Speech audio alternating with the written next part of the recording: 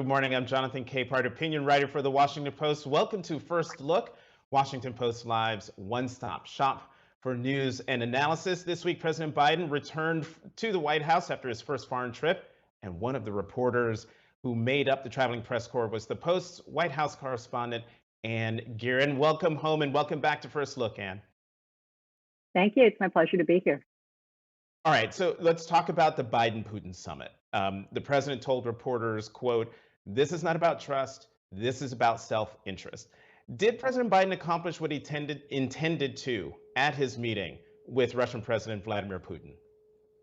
Yeah, Jonathan, I think he did. It was a pretty low bar that they set for themselves, and by that measure, he met and cleared that bar. And the main thing about this meeting was to have it at all at a time when the two countries' relations are really at a post-Cold War low.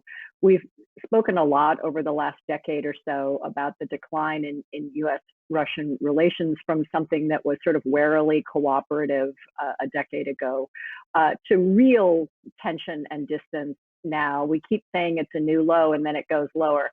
It really is. It has bottomed out. So for the United States and Russia to send their leaders to neutral ground, have a discussion where each side laid out essentially their list of complaints about the other, and each leader heard the other's complaints, and then walk away and each declare that they've said their piece and declare a measure of victory. That's really all they wanted to do here. And certainly Biden said afterward that he had done so, and Putin said the same. And so then, given all that, how is the White House viewing how the summit went?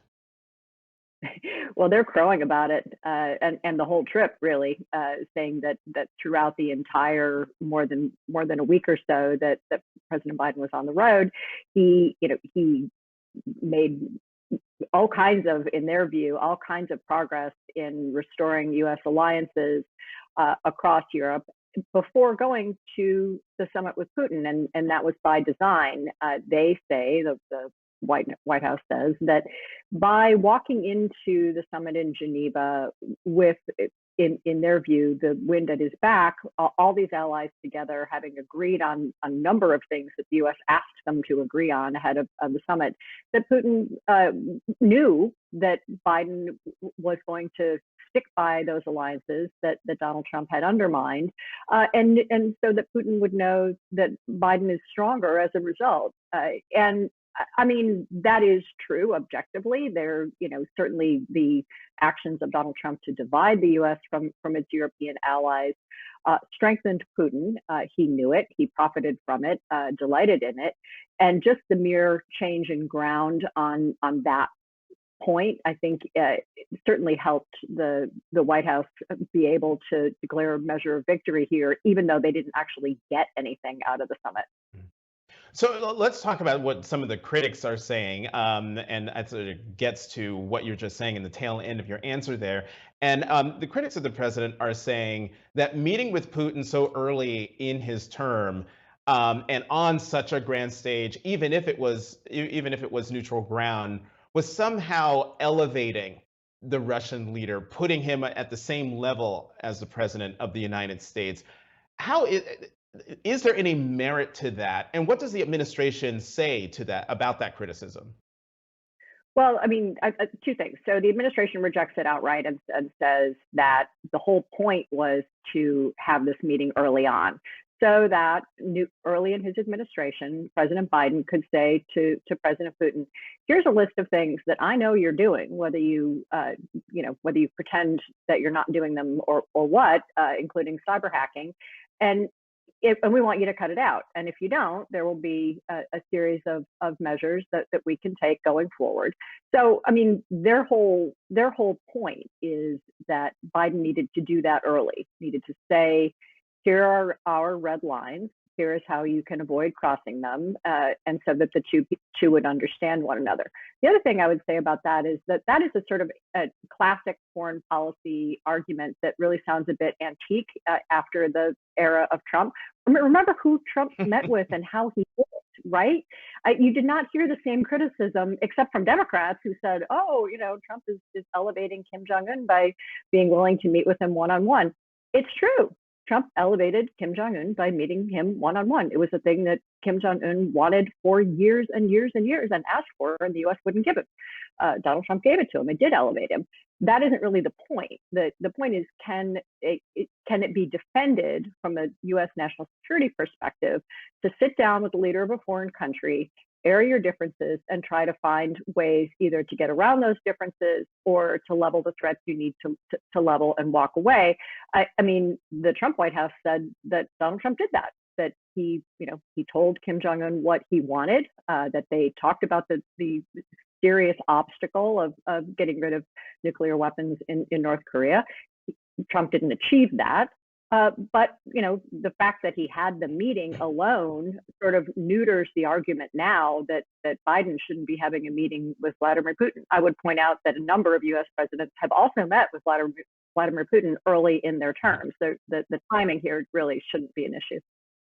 And remind me, were you in Helsinki in July 2017? I was not, to my great regret. And I bring that up. I'm sure folks watching know exactly what Helsinki July 2017 is all about. And that is when then President Donald Trump stood next to Vladimir Putin and basically just parroted Putin's line about not being interfering in the 2016 election, siding with Putin as opposed to his own intelligence officials and intelligence agencies. I'm wondering, how does June 2021 compare to July 2017 in terms of contrast between the two leaders, Biden, Trump versus Putin? Well, Jonathan, I think like a number of other things that President Biden has done, this is a return to regular order. It was designed that way. What the White House chose not to do was to have a side-by-side press conference that would have stood as the very clearest contrast between the 2018 side-by-side press conference with Trump and Putin. They did it sequentially. Putin went first, Biden went second. Each gave a press conference in which they, in the case of Putin, answered about twice as many questions and went about twice as long as Biden did, but took a range of questions and declared that in each of their views the summit had been a success. The White House did that on purpose.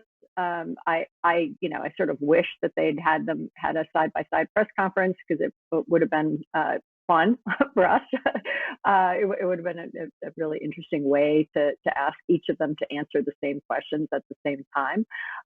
But the White House did not want to have that kind of tableau, and I understand it from a communications perspective, but they in another way of looking at it is they sort of missed an opportunity to fully dispel the image of 2018. Last question for you, and it's about a question you asked the president in Geneva. You asked him about how he's reassuring the allies who were rattled by the January 6th insurrection, Donald Trump's hold on the Republican Party, and the rise of nationalist figures around the world. What did the president tell you about how he's working through these political realities and communicating to world leaders that democracy is still alive? Yeah, Jonathan, that question actually came in a press conference at NATO headquarters, and the setting matters a little bit because, no, yeah, it was in Brussels just before he went to Geneva. The setting matters only in that it was the capstone of Biden's allies tour, and he had spent by that point about 6 days talking to the traditional U.S. allies who, had felt a variety of estrangement, hurt, confusion under the Trump years, and we're really looking to Biden to, say that everything is fine, everything's back to normal, the United States will be with you, and President Biden is walking into those conversations with a number of, you could argue, hobbled by a number of things that are happening in the United States that the allies are fully aware of. I mean, if you talk to French and German and British diplomats, one of the first things they'll say is a version of, we know that U.S. election cycles are short. We know that Joe Biden might lose a Democratic control of Congress. We also know that Trump or someone like Trump could win in 4 years, and we're back to the same set of arguments that Biden is trying to turn on their head now. So what I asked him was, how can these allies who you are reassuring and who seem just delighted to see you, how can you promise them that what you're saying, that we will be with them, we'll rejoin Paris climate agreement, we're trying to rejoin the Iran nuclear deal, we're trying to do any number of things to show our solidarity with Europe. How can they believe you, essentially, when you've got the prospect of a different administration coming down the line? And his answer showed that he had been thinking about this question a great deal. In truth, he didn't directly answer it, other than to say, I'm not going to make them any promises I don't think will be kept. The United States has been through this kind of political upheaval before. We're good people. We fix it. Everything will be fine. You could tell, though, that his own mind has been troubled by the prospect of a change, certainly, another change in government, but also what he sees happening to the Republican Party and his former, Republican colleagues, many of them his close friends in the Senate, who won't go where he thinks is logical to go in investigating the January 6th attack. And with that, we're going to have to leave it there. We've actually gone over time, as always seems to happen when we get to talking. And Ann Gurent, thank you very much for coming back to First Look. Have a great weekend. My pleasure. And now let's go to the opinion side of the Washington Post, where we will find my colleagues, Washington Post columnists Catherine Rampell and Hugh Hewitt. Welcome both. Welcome back to First Look. Hugh, let me start with you. You just heard from Ann about the Biden-Putin meeting in Geneva. What is your take on how the president did? I wish he'd talked to former Vice President Cheney before he went. I had Vice President Cheney on the program in 2014. I asked him about Putin. He said he's a KGB colonel. When I first met him, that's what I thought. He was, is, and always will be a KGB colonel, and that's how he operates. He operated that way at this summit using the press conference, which unfortunately, as Ann pointed out, was not dual, to make propaganda points that are ridiculous. As Joe Biden said later, the president corrected him later, but it was unfortunate that a dictator thug who assassinates his political opponents was given the world stage by the president, unaccompanied by the president. I regret that. I think it was a disaster, in fact, but it's over. Nothing bad happened except Nord Stream 2 is going to get built, and the Russians are going to hold Eastern Europe and Germany in their thrall. Okay, a disaster. No surprise. We'll agree to disagree. One more question for you on the president's foreign trip, Hugh. Many of the European allies seemed more comfortable with President Biden than his predecessor. Do you think this is a return to normal? Is it a good thing? No, I was listening to Ann, and I wanted to point out there might be some European allies who are applauding him, but for example, in Israel, the rush to return to the JCPOA has upset our greatest ally in the Middle East, and it's upset the United Arab Emirates, it's upset Saudi Arabia, it's upset all of the people involved in the Abraham Accords, because the JCPOA was, is, and will remain a terrible idea. So for every ally that is applauding the return of the appeasement politics of President Obama in the form of President Biden, there's another ally that says, oh my God, they're back, and they're doing the same dumb things they did under President Obama. So it depends on which ally you talk to, Jonathan. Let's talk about the European allies. But Catherine, let's talk about the Supreme Court and their decision yesterday on the Affordable Care Act. The Supreme Court dismissed the latest challenge to Obamacare, which sought to eliminate the country's uninsurance problem But after a decade, it still hasn't done that, meaning covered as many people as possible with insurance. What more can be done in Congress specifically to help millions of uninsured Americans get insured? So I think the news yesterday was very good news. It was the result that should have happened. There were a lot of even conservative legal scholars who said that this very case should have been laughed out of lower courts already. So good to see that Obamacare lives to fight another day. I'll never say never that this was the last of the challenges to the law, but it looks like, at least for now, Democrats can go a little bit more on offense and try to find ways to expand coverage as opposed to just maintaining coverage, right? The goal of the Affordable Care Act was, among other things, to get rid of America's embarrassing uninsurance problem and make sure that more people had access to health insurance.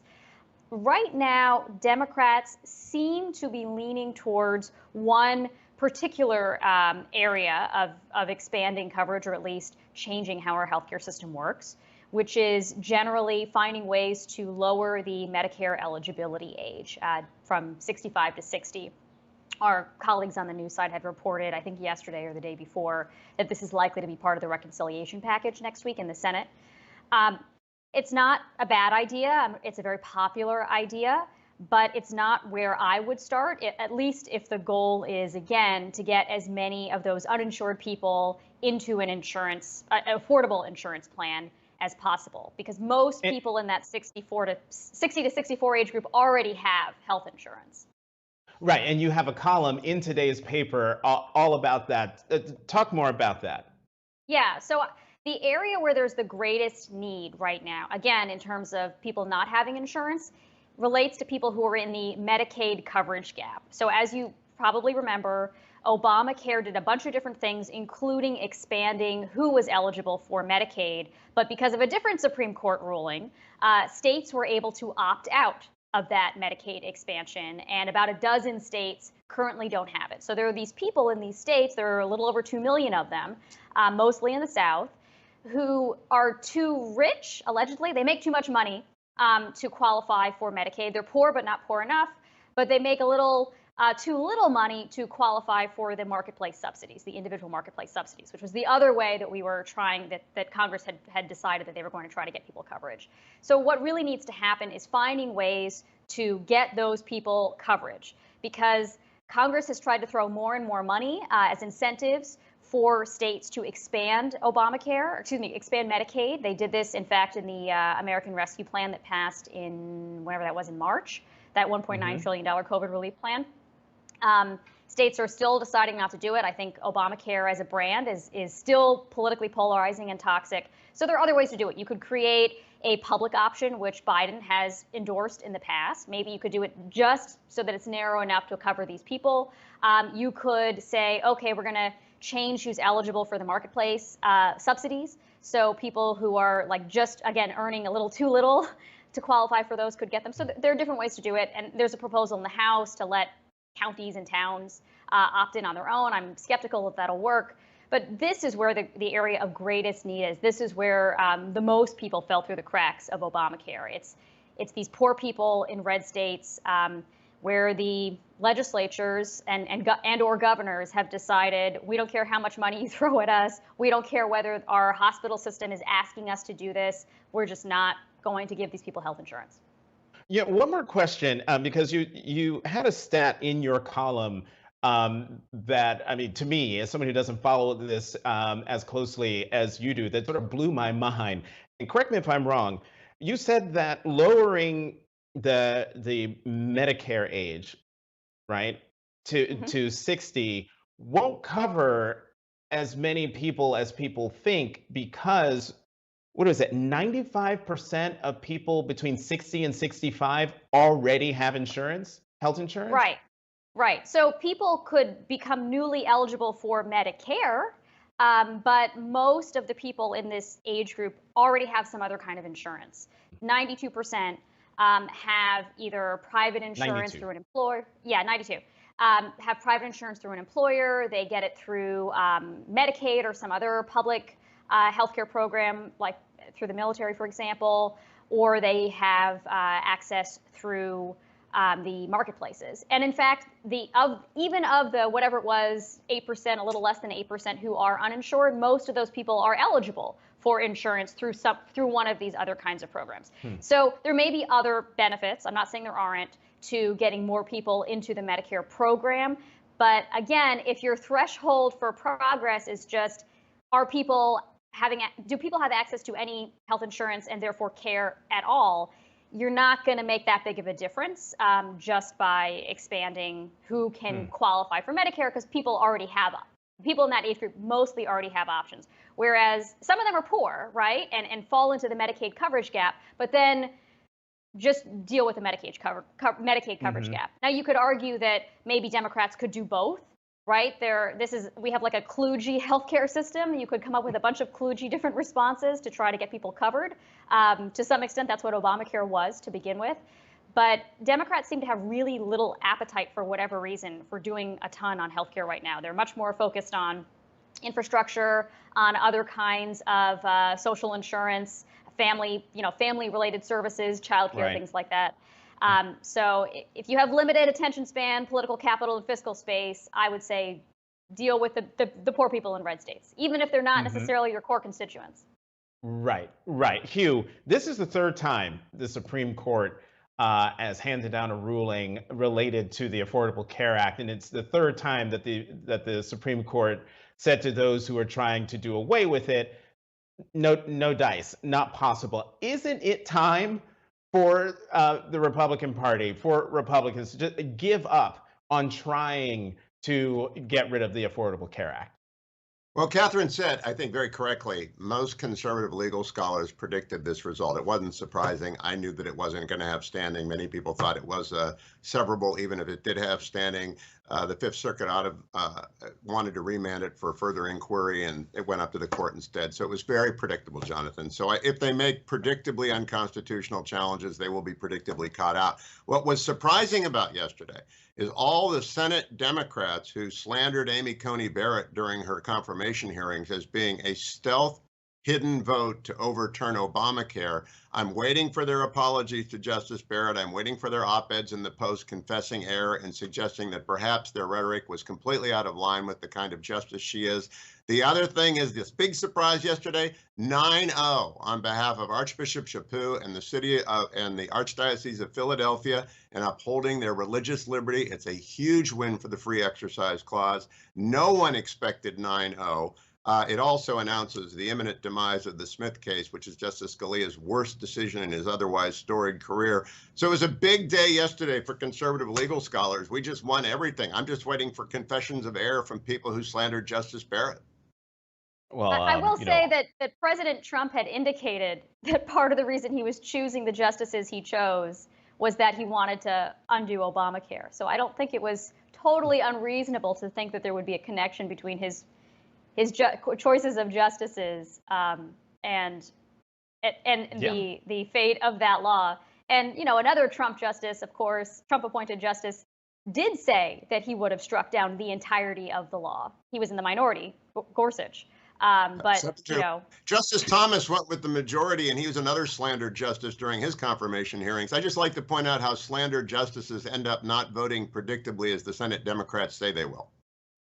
Slandered justice versus, stealing Supreme Court seats. But, and speaking of stealing Supreme Court seats, Hugh, you had an amazing interview with Senate Minority Leader who hopes to return as Senate Majority Leader Mitch McConnell. And speaking of Justice Amy Coney Barrett, he said that, let me find it here. He said he would basically go back to his playbook and not advance a prospective Supreme Court nominee in the election year 2024. This is assuming he becomes Senate Majority Leader again, excuse me, in 2022.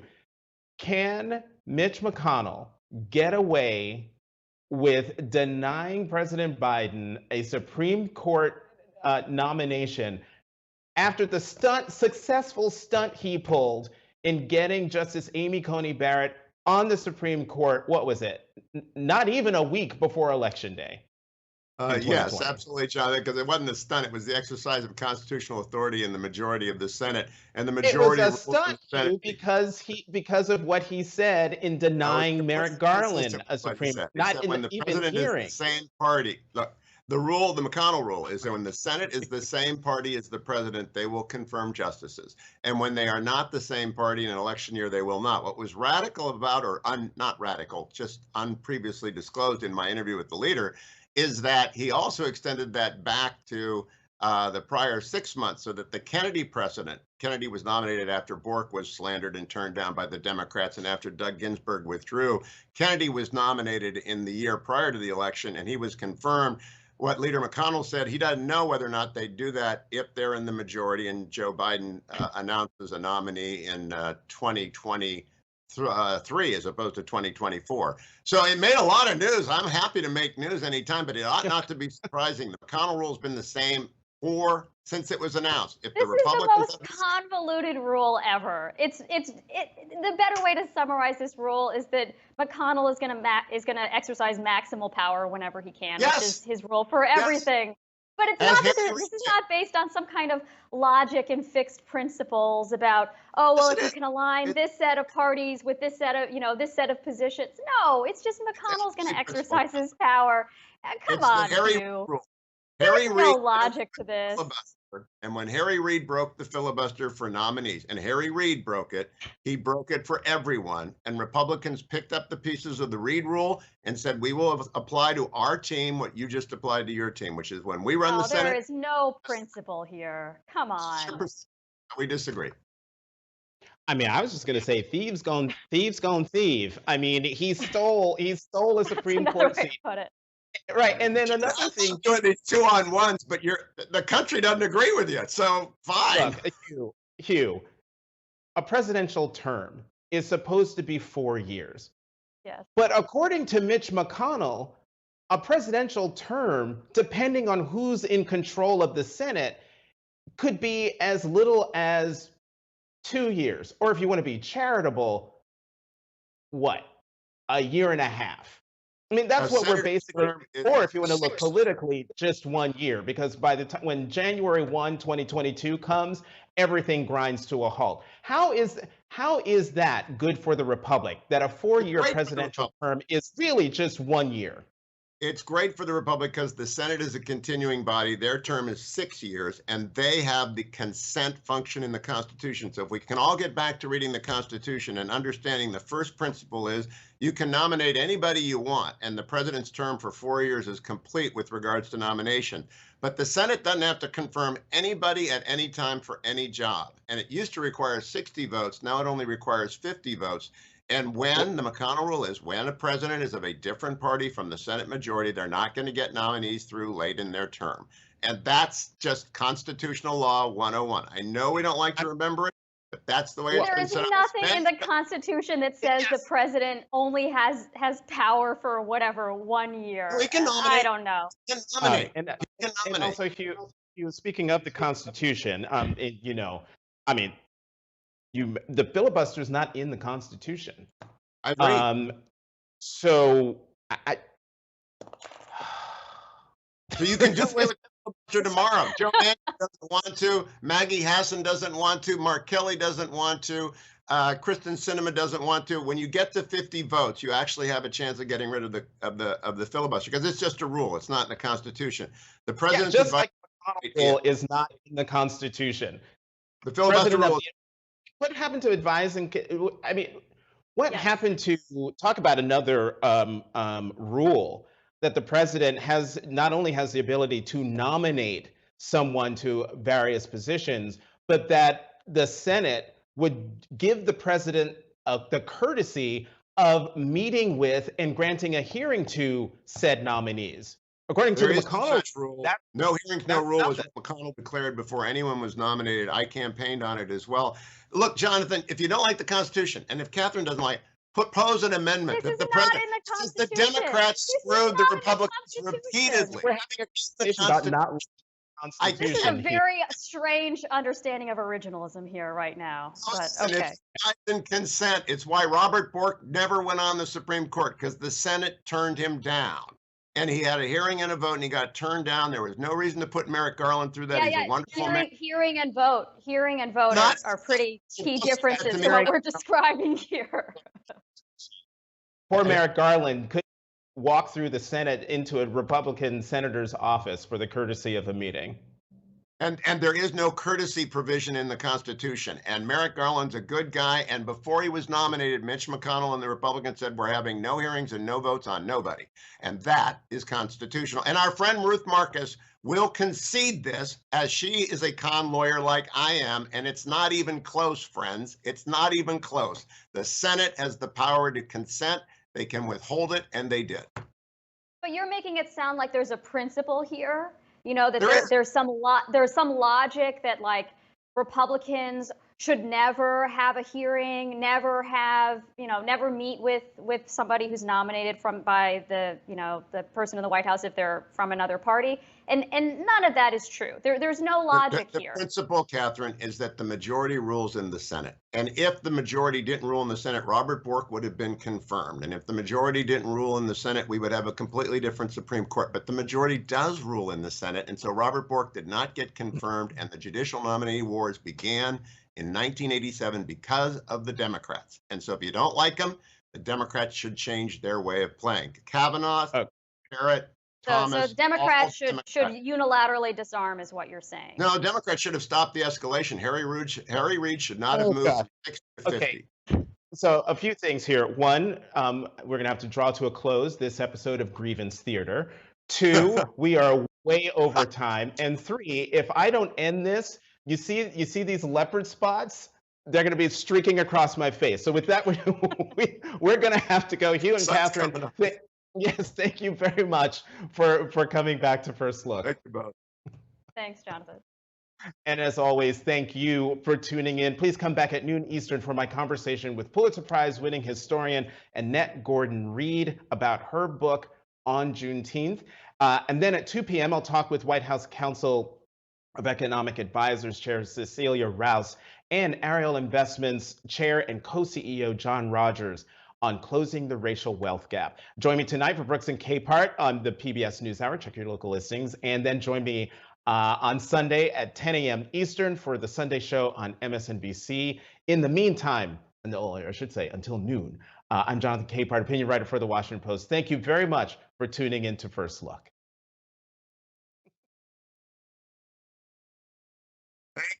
Jonathan, you got to get a shade, buddy.